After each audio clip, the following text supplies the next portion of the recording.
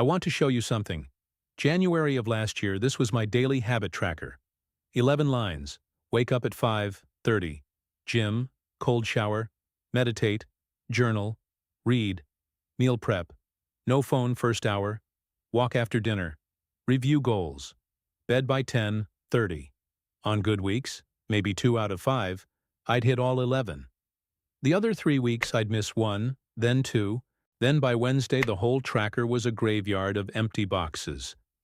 That cycle, build, miss, collapse, restart, ran for over a year. And the part that haunted me wasn't the failing. It was the pattern. I never lost one habit. I lost all of them, every time. The night I actually did something about it, I was on my couch at 11:47 p.m. eating Honey Nut Cheerios out of the box. Not a bowl. The box. I was supposed to be asleep at 10:30. Supposed to have meal prepped, journaled, read. I'd done none of it. And the trigger for the collapse? I'd skipped the gym that morning because of an early meeting. One missed session. 12 hours later, I was sitting in the dark with cereal dust on my fingers like a raccoon who'd gotten into the pantry. Every habit dead for the day. I remember thinking, hands still in the box, this is not a discipline problem. This is a wiring problem. So I designed an experiment that scared me a little. 11 weeks, 1 deletion per week. Starting with the habit I thought mattered least and working up. Each week, I'd remove one habit completely, not reduce it, delete it, and track what happened to the remaining habits I wasn't touching. Same schedule, same environment, same intentions. Just one fewer habit per week. The hypothesis was simple. If habits are actually independent, removing one shouldn't affect the others. If they're not independent, if they're somehow coupled, then removing certain habits should cause specific, predictable collapses in habits I never touched. Here's the headline from 11 weeks of data. Of the 11 habits I tracked, only 2 were actually independent. Remove them, and nothing moved. The other 8 were dependent on something else to survive. They felt independent. They had their own checkboxes, their own triggers, their own little routines. But when I deleted one specific habit in week 7, 3 other habits collapsed within 72 hours. Not the ones I deleted, the ones I was still trying to do. They just stopped working, like someone cut the power to a wing of the building I wasn't even in. And by week 11, I had my answer. One habit was the load-bearing wall that 8 others were leaning on without knowing it. I'd been spending equal energy protecting all 11, when the only one that mattered was the one I'd never even thought of as important. Week 1. I deleted the cold shower. Easiest cut. I'd been doing it because of a podcast clip, not conviction. Result? Nothing. No other habit changed. The cold shower was floating in the stack like a decoration on a shelf. It didn't feed anything, and nothing fed it. Week 2. The evening goal review. Same. Nothing collapsed. Another standalone. Week 3. I deleted the evening walk. And here's where the wiring showed up. Within 3 days, my sleep tanked. Not because I was less tired. Because the walk was the behavior that told my body, we're done. Start shutting down. Without it, I stayed on my laptop longer, went to bed 40 minutes later on average, and my 10:30 bedtime, which I was still trying to maintain, started failing. I hadn't deleted the bedtime. I'd deleted the walk, but the walk was a hidden trigger for the bedtime. I hadn't just removed a habit. I'd pulled a wire I didn't know was connected to something else. Think about the last time your habit stack collapsed. Not which habit you skipped first. That's the symptom.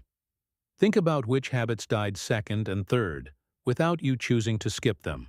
That involuntary collapse order is your dependency map. And if you always lose the same cluster together, gym and meal prep as a pair, journaling and meditation on the same day, that's not coincidence. That's coupling. Those habits share a root. Weeks 1 through 3 taught me that some habits are standalone and some are coupled, but the picture wasn't complete yet. Week 4. I deleted the bedtime rule, which had been limping since the walk disappeared anyway. Without the walk as a wind-down trigger, I was white-knuckling the 10:30 boundary every night. Making it official just confirmed the data. The bedtime was a passenger of the walk, and without it, the 5:30 wake-up got shakier. 2 extra snoozes that week, my thumb finding the snooze button before my eyes were open. Week 5. I deleted the journal. Stung a little, but no other habit collapsed. The journal was meaningful to me. Structurally, a leaf, connected to nothing downstream. Week 6. I deleted meal prep. Expected a ripple. Didn't get one. My gym performance dipped slightly, heavier legs on a Tuesday squat session. But the gym itself held. Meal prep was a branch, not a root. 6 weeks in, the pattern was sharpening. Not all coupled habits carry the same weight. Some are passengers. They exist because something else exists. And some are drivers. They make other things possible. The question kept forming, is there a single driver of drivers? A root beneath all the other roots? Week 7 answered that. Week 7. The gym. I deleted it with confidence. I thought I knew exactly what would happen. A little less energy. A little more restlessness. Nothing structural. The gym was important, but replaceable. Or so I believed. Day 1 without the gym, nothing notable. I felt a low hum of restlessness by evening but wrote it off as adjustment. Day 2. I woke up at 5:30, stared at the ceiling, and couldn't identify a single reason to get out of bed at that hour. The gym had been the reason. Without it, the 5:30 alarm wasn't a signal. It was an insult. My body felt different against the mattress. Heavier, like gravity had a stronger vote than usual. I snoozed it for the first time in 4 months. Got up at 7:15. Day 3. The morning fell apart. Without the gym, the wake-up collapsed, and the no-phone rule crumbled with it. Because when you wake up groggy at 7:15 with nothing pulling you forward, your hand finds the phone before your feet find the floor. The meditation slot went hollow. I sat on the cushion, couldn't settle, opened my eyes after 4 minutes, and gave up. That evening, I stood in the kitchen staring at the fridge. Uber Eats open. Order placed in 40 seconds. My thumb knows that app better than my stovetop. By day 5, the data was clear. 1 deletion collapsed the wake-up, degraded the meditation, destroyed the no-phone rule, and retroactively deepened the damage from every previous week. The habits I'd removed in weeks 4 through 6 had been surviving on the gym's residual energy. And now that energy was gone. It wasn't a motivation problem. It was an architecture problem. The gym powered the wake-up. You need a reason to be up at 5:30 that your half-asleep brain respects. It powered the meditation. You need post-workout calm to settle into stillness. It powered the no-phone rule. You need morning momentum or the phone fills the vacuum. And it had silently powered every habit I'd already cut. The journal had raw material because of the gym. The meal prep had purpose because of the gym. The bedtime held because the gym made my body tired enough to sleep without scrolling. I couldn't see those wires until the gym was gone. Suddenly I could see it. Not a list of 11 habits. A tree, with 1 trunk. I'd been watering the leaves for a year while ignoring the trunk. 8 habits were leaves. 1 was the trunk. 2 were irrelevant. This is the thing nobody in the habit space tells you. Your habits are not a checklist. They're a dependency tree. Some habits are roots. They enable others to exist. Some are branches. They exist because a root feeds them. And some are decorations. They feel productive but connect to nothing. That cold shower? Decoration. The goal review? Decoration. The gym. The root that multiple branches were growing from. And here's what's dangerous. Roots don't look like roots. The gym didn't feel more important than journaling. It occupied the same line on the tracker. But remove the journal and nothing changes. Remove the gym and the journal dies, the meal prep dies, the wake-up dies, and the sleep cracks. The importance of a habit isn't how good it makes you feel. It's how many other habits die when it disappears. What I observed in weeks 7 through 9 wasn't unique to me. There's a mechanism behind it. Neuroscientists call it behavioral coupling. And once you see it, you can't unsee it in your own stack. Your brain doesn't store habits as isolated behaviors. It stores them as chains, sequences of cue, state, behavior linked through shared neurochemical environments. When you go to the gym, your brain doesn't just execute gym. It enters a specific physiological state.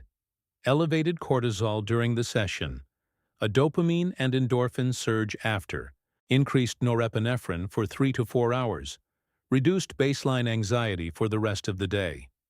That cocktail becomes the environment in which your other habits live. Your journaling habit didn't attach to a time slot. It attached to the post-gym neurochemical state. That 45-minute window after a session where your thoughts slow down enough to catch. Your meal prep didn't attach to Sunday afternoon.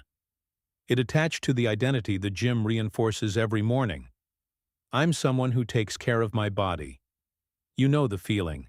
Standing in the grocery store choosing between chicken breast and frozen pizza. And the gym session from 6 hours ago is the invisible hand tipping the scale. Remove the gym, and the neurochemical environment and the identity cue disappear. The chain lost its anchor. Every link downstream went slack. If this is clicking, if you're already running the experiment in your head on your own habits, hit the like. That's how I know this type of content is worth making more of. Now here's what makes this treacherous. You can't identify your keystone by asking, which habit is most important to me? That measures value.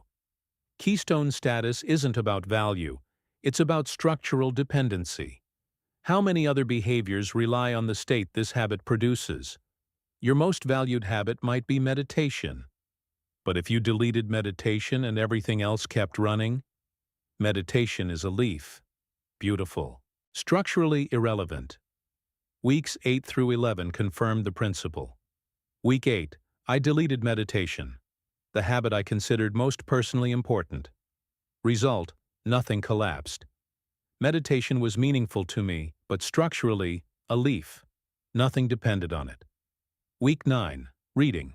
Same, no cascade. Week 10, the no phone rule. Already on life support since the gym went down. Week 11, the 5:30 wake-up stood alone, already dead in practice because its driver had been cut 4 weeks ago. The final data was unambiguous. Of 11 habits, 2 were decorations, 0 impact when removed. 8 were leaves or branches, meaningful behaviors dependent on something else. And 1, the gym, was the keystone. Not because exercise is inherently superior, but because in my architecture, the gym produced the neurochemical state, the identity reinforcement, and the time anchor that the largest number of other habits required. Different person, different life, different keystone. But the structure is universal. Every stack has one. Now pay attention to this part, because it should change how you allocate your energy starting tonight. If you have 10 habits and limited willpower on a hard week, you've been spreading that willpower across all 10 equally. Same guilt when you miss any of them, but the data says something ruthless. On a hard week, the only habit that matters is the keystone. Protect it and the branches survive. Lose it while protecting 5 branches, and you'll lose the branches anyway. Their power source is gone. Think about the power grid in your house. 20 devices plugged in. Laptop, phone charger, fridge, lights, TV, router. They all look independent. Each has its own plug, its own switch. But they share one dependency, the main breaker. Trip the breaker, and every device goes dark. Not because they're connected to each other, but because they're all connected to the same invisible source. Your habit stack works the same way.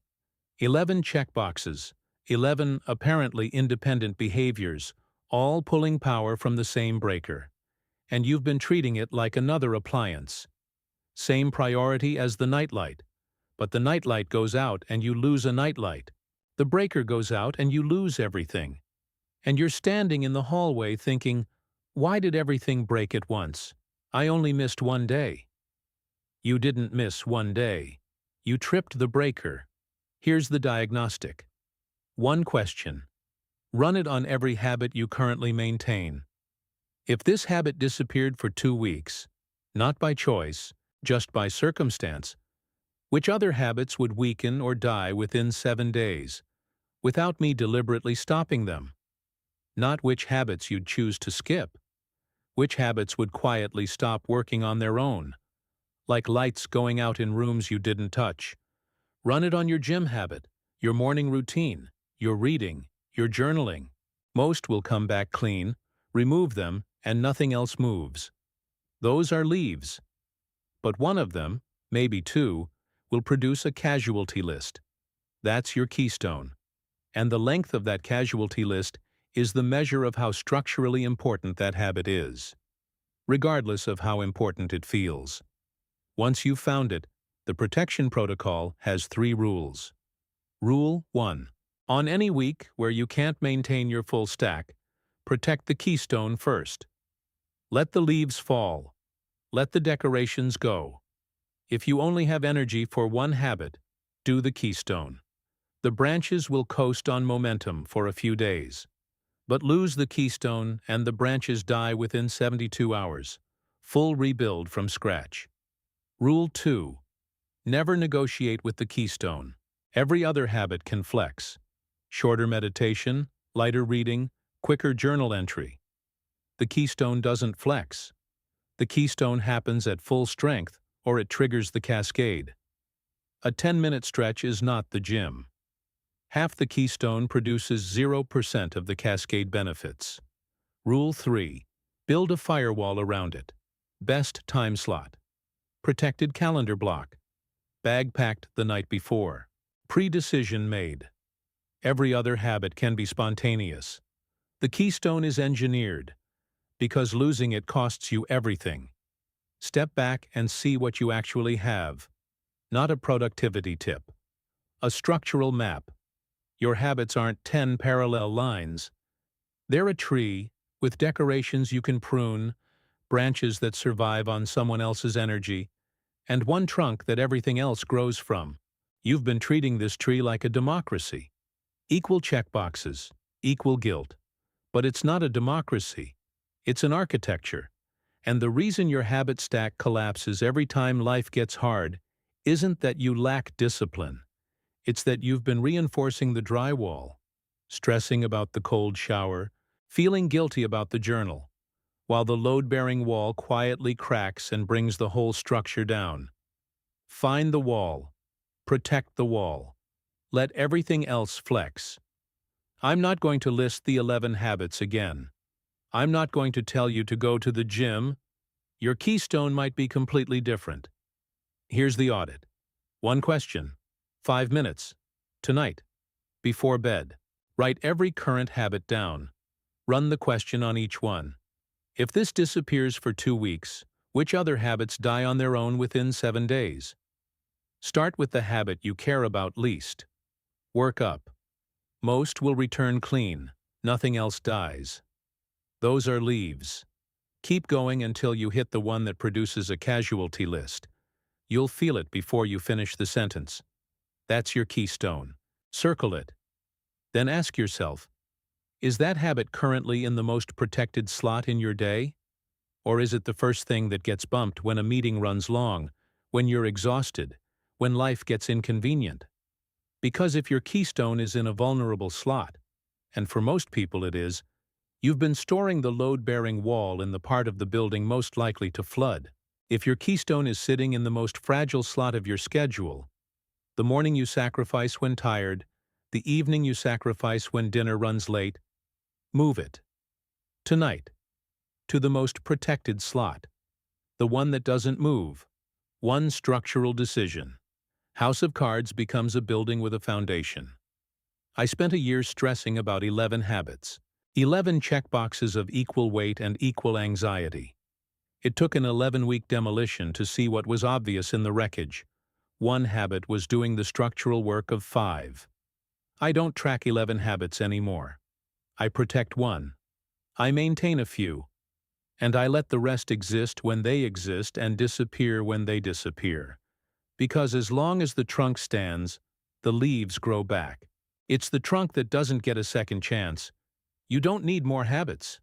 You need to know which one is quietly keeping all the others alive, and protect it like the load-bearing wall it is. When that one falls, they all fall. When that one stands, they all grow back. Find your keystone. Protect it. Let the rest flex. A tree with a strong trunk survives any storm. A checklist with no hierarchy breaks at the first wind. Drop your keystone in the comments. Not the habit you like most. The one whose disappearance causes the widest collapse. Name the habit. Name the casualties. If my 6 a.m. run dies, meal prep dies within 3 days, sleep drops within 4, journaling stops by day 5. That's your dependency map. And a dependency map is worth more than 100 habit trackers. Because a tracker shows what you did. A map shows what's holding it together. Subscribe if you want content that treats personal systems as engineering problems, not motivation problems.